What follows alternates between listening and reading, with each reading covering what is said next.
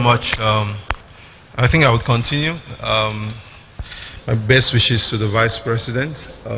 The last time I saw the Vice President was in his office in Ikoyi, and he dragged me to his side. But I don't think I can dare that now. You know, it's dangerous. You know, I was trying to look for him, you know, but I was like, he's not like he's here, but I can't see him yet. I'm happy to see you, sir. I'm a fan of Professor Shibajo's messages at platform. Please, you should read it. You should hear it. I mean, say read it. You know, he speaks a lot, and his message is consistent. Integrity. Integrity. It's a very strong thing. And I don't think Pastor Kojuron might have the data more than me, but I don't think anybody has spoken more at platform than Professor Yemi Shibajo. Nobody. I'm a platform addict, so I know. Yeah. So, like I was saying, and I have 5 questions here. That if we don't have what I call that singleness of data, we can't resolve it. We complain that our tax to GDP is 8%, is low, is worse than Syria, is worse than Afghanistan. The World Bank says an average sub-Saharan economy has a tax to GDP of 15%. You know, if you take out the oil component of the tax to GDP, the non-oil tax to GDP is 4.6%. The question is, how are you going to raise that if we don't adequately profile Nigerians? That's why we need to have this conversation. It's a tough conversation. You know, when Obi says something, Ms. Obi said, you can't put function ahead of structure.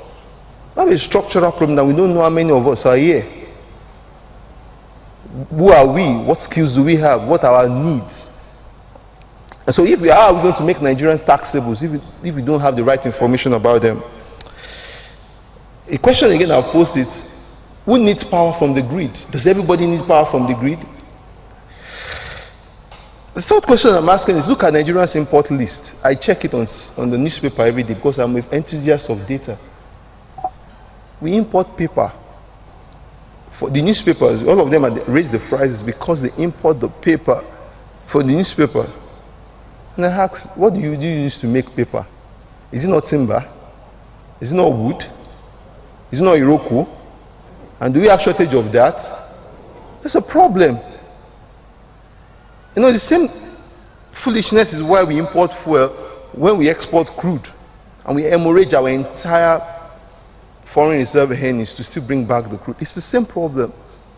Every country is making a deliberate, I always use that word, a deliberate need to use data to take ownership.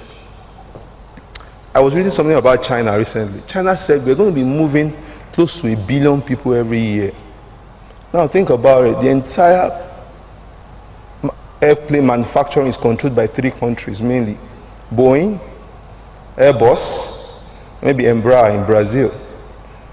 So China does not want to continue spending its money importing aeroplanes to move its people. So this year they launched their first aeroplane, and they said, we've seen it's not perfect. We won't get certification maybe in 10 years, but we are thinking in that line because we are building a skill set, a skilled economy towards that. Which is, what are we importing? Are we checking our import list every day? We're talking about foreign exchange is going down. Are we checking our import list and say, where are we specifically going to target? So that we stop hemorrhaging that, so that we stop complaining about forex is down. Food, 15% of Nigeria's GDP, of Nigeria's imports is spent on food, live animals. Why? We have run short of chicken, or turkey, or meat.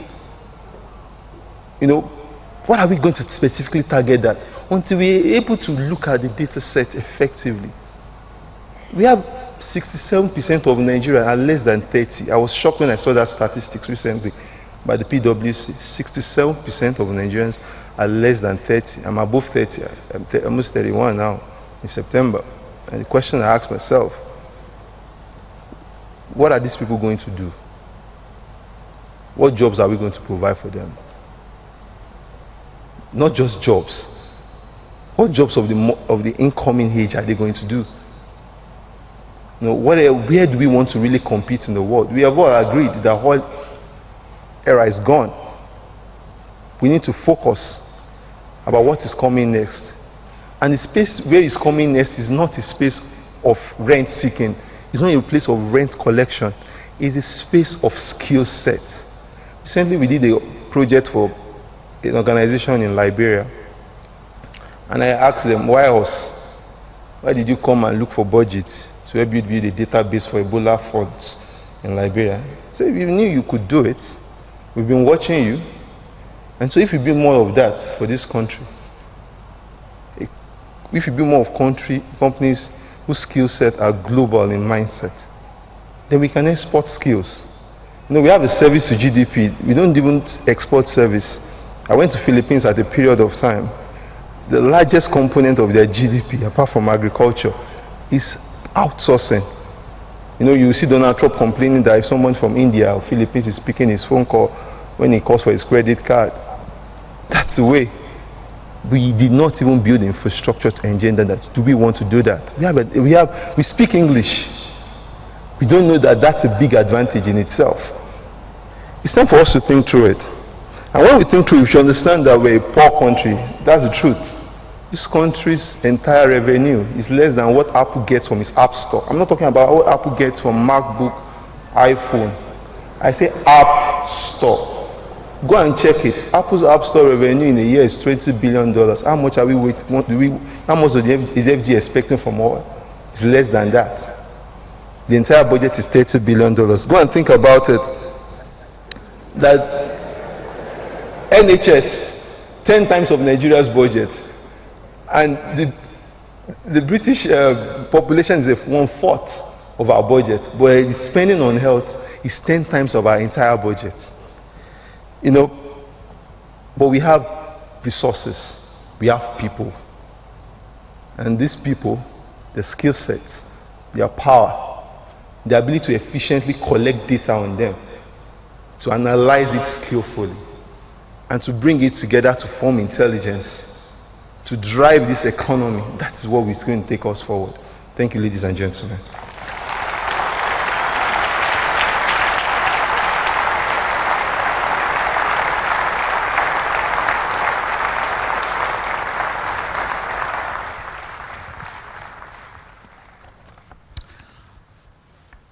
That was a good one from Sheung. Now our next speaker, let me first of all make this clear. I said this is the last platform we did in Abuja, and Sheung alluded to this. I don't think from 2009 we have held a platform without, this is what we've done from 2009.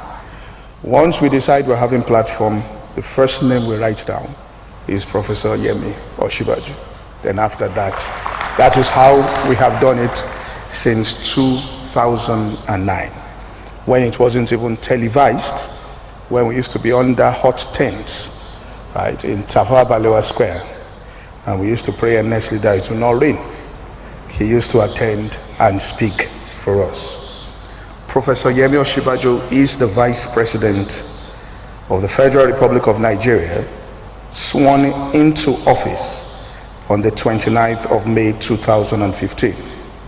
He's also a senior advocate of Nigeria, professor of law until his inauguration as vice president, a senior partner with Simon Cooper's Partners, a commercial law practice.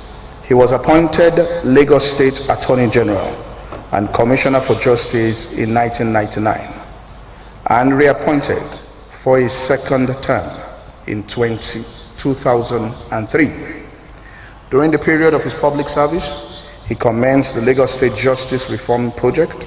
A prominent feature of that project was the establishment of the Directorate for Citizens' Rights, which provides free